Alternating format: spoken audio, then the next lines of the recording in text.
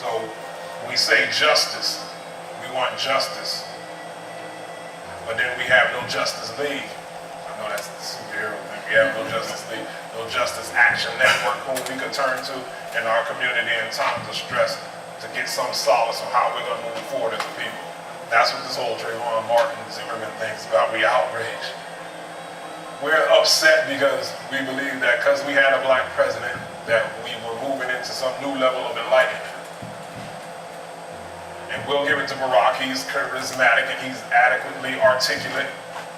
He caught the nation in the moment when he was able to express our discontent and our concerns with the Bush administration or government policy or how the government was doing things in general. He got us, but lo and behold, they found out that Barack was not the savior that we were waiting for, and stuff is worse. And guess what? Racism is rearing that ugly head again. They call the president a nigger. Tar baby, you know, they trying to resentence, like, you call him a tar baby. So racism never went away. It didn't get weaker, it just gave itself a makeover. So we're upset because we've got laxed. Did we get laxed, or are we just exhausted? Some of us get tired of playing the bad guy, running out of steam. You get tired and it starts affecting your emotions and your feelings and your self-esteem if every time you open your mouth, you're like, oh, there he goes with this stuff again. Family, oh, here he goes. At the job, come on, don't see him. Oh, here he go. So what happens, it starts affecting you on a personal level. So you're like, I want to protect my kids from this stuff. So you stop telling your kids about your culture, your history. You retire your jersey of nationalism. You put it away as though it was only relevant to the past when you were young, dumb, and idealistic. So what happens? We got jobs. We got careers. We got some measure of security in the illusion. Some of us even got position. We got position, but we lost perspective and purpose. So this whole thing where Trayvon sneaks up on you now, what the heck is going on?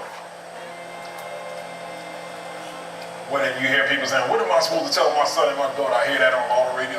What am I supposed to tell my young son and my young daughter about this thing going on now? And I'll say, well, our mouths should never cease telling our story to our children. Ooh, yeah. Repeat, rewind. Our mouths should never cease telling our story to our children.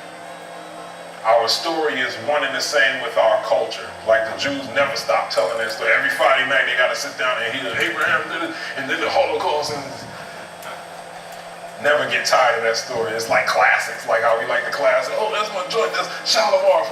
You never get tired of it. They never get tired of that joint. It's one and the same with our culture. What do people say culture? Culture is supposed to be a way of life. So what if we evolve the definition of culture from a way of life to culture to survival strategies? Culture is the way we survive. So we're constantly talking and discussing about our ancestry, our history, our strengths, our weaknesses. And we have those discussions, then we have the knowledge, the wisdom, and the understanding never to let it happen again, right? Or at least curtail or allowing the environment of those things to exist. But we were told to forget about that. Stuff is in the past, man. Put that behind you, man. We here now. It's 2013. 2013 is seeming like 1913 now. Don't get yourself all riled up. So now you've forgotten. Now these things catch you unaware. And now that it catches you unaware, we fail to have any strategic and impactful response to crises. Just get caught at everything is, oh my gosh, we don't even know what to do. And this is a prime opportunity to address one of my concerns about the whole conscious community. My concern is the lack of God in the conscious community. In my experience, God talk is totally not tolerated in the conscious community. In my experience in the past 15 years, they don't like talking about God. They never invite priests to all the events with all the so-called debates and the greatest minds of our new time, and they're not asking for the priest's participation in that. They're almost like indirectly shunning religious people. Like, last time I checked, Europe would consider their thing a religion. We begin into, oh, there's no Africans didn't have religious spirituality. Last time I checked, Yorubas consider their stuff a religion. Akan considers their stuff, their culture, a religion. And it's all of us, Akan, Kemetic, Yoruba, we're all under the umbrella term of traditional African religion. So why are we shunning priests? Why are we avoiding the priests? The function of a priest is about being about God's business. That's all. The community is deciding they don't care about God and don't want to hear God's business, don't want to hear God chime in on what we're doing right or what we're doing wrong. So the community decide, I don't want to hear nothing about that God stuff. You can do a health seminar though. You can talk about healing.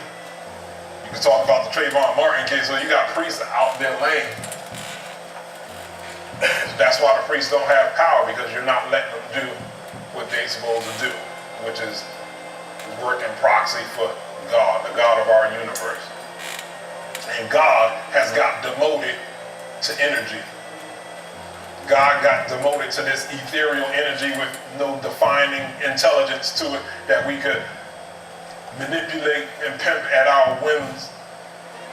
I create my reality. I'm God. We just went through that. Right? I create my reality. I'm God. So on the good day, that's what you're talking about. I create my reality. I'm God. Then on a bad day, you get the Zimmerman verdict. You're like, what the? There's no justice in the world. Thought you created your reality. What the sister was saying, remember, Mercury's in retrograde. Remember, we're not supposed to make decisions, serious decisions on Mercury in retrograde. They made that decision on Mercury in retrograde. It was not in our favor for that verdict to go our way, because Mercury's in retrograde. That's the time the universe attempts to balance out itself. So that's like a cosmic joke on us.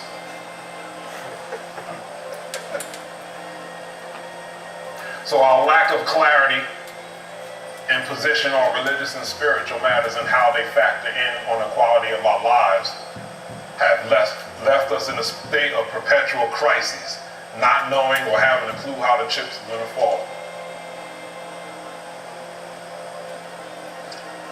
Interesting, that's it, not knowing how the chips are going to fall. That's the oracle. Right in your face, what chips do they talk about? Like, why should somebody be caring how some chips are going to fall? Those are supposed to be the oracle. So we have a metaphor right in our face and we don't see it.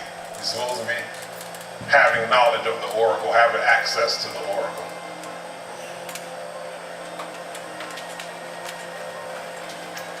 So some people strategically stay away from African religion because they still equate religion and priests with control. But the fact is, you are responsible for your own inner lives. A priest cannot control what goes on in your heart. Some even believe, well, if the ancestors are so great, why did kingdoms fall? That's in everybody's mind. What's supposed to be so special about this African thing you're doing? Why ain't a whole bunch of people in it? Why did God let that happen to our people? Well, the problem with that approach is those people tend to worship ancestors. Our ancestors were people. You are your ancestors. You're in a persona now, so in a sense you're a person now. You ain't perfect. You constantly just made a mistake yesterday. So why is our ancestors, which were you, supposed to be perfect? Obviously they went wrong somewhere, and your job is to do the research to find out how to get it back online. The Kemetic word for tradition is Nasuwt. That's tradition. That's connected to the Kemetic word for throne, which is Oset. We have not just a tradition, we have a divine tradition. It is our charge to put God back in our tradition, not just a bunch of things that we do just to distinguish ourselves from Europeans. That's what we fall into. I wear this kente cloth. You wear a tie, I wear a kente cloth. Now what's that mean? What does a kente cloth mean? Don't know. You're just doing it just to react. No wisdom.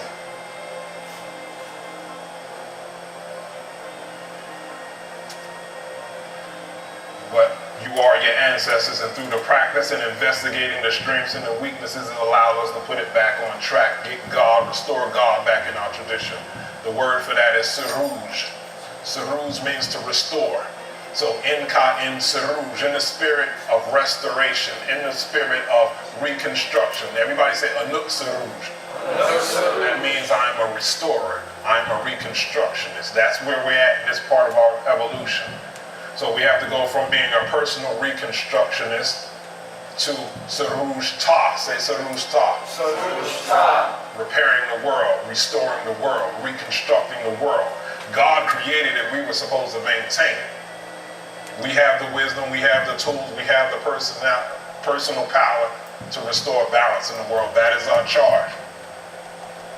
Everything in our tradition is about getting you to access the power of the universe with the least amount of energy expenditure on your behalf, at least. That's why the church said all you're supposed to give is 10%. So all you need to give 10% to get 90% response from the universe. But we don't want to pray, we don't want to meditate, we don't want to eat right. So what are you giving to get all of the stuff you think you want? You have no energy. So we lack patience. Because we lack patience, we get mad at God and we don't trust God. We fail to see the underlying interconnection of all people, places, and things. And because we fail to see this interconnection of people, places, and things, we start manipulating people. Manipulation is no wisdom, which ends up with unnecessary bad karma. You do it all your own way, and you use up unnecessary amounts of energy, and you still don't get no power. Just because you don't believe in God or whatever doesn't mean God doesn't exist. You flip it on them. They be like, some people are like, just because you believe in God don't mean He exists. Or I'll say, just because you don't believe, it don't mean it don't exist either. So try your way, using up all your energy to try to get this and try to get that, still got no power. But yet you haven't given an earnest try of your ancestral tradition, which gives you access to the power with the least amount of energy on your part. Which then puts us now on this journey where we're now wounded healers, where we're only working at 30 to 40% of our capacity. That's where we're at now. So it goes back to the inherent power of good character. Character gets developed under pressure. If you have no pressure and you think you have good character, that's just called good behavior. We need to see how you're going to react when things ain't going right. Are you still going to do the right thing? Do you have the character and the patience for God's justice? Do you have the patience to wait for God's justice? That sounds Christian, so just wait, God will do it in His own time. However, if you have good character and you act in accordance to your unique destiny, then you will find that God's justice is swift. But if you just want to have good character and not know your unique charge, then you're just meek and weak.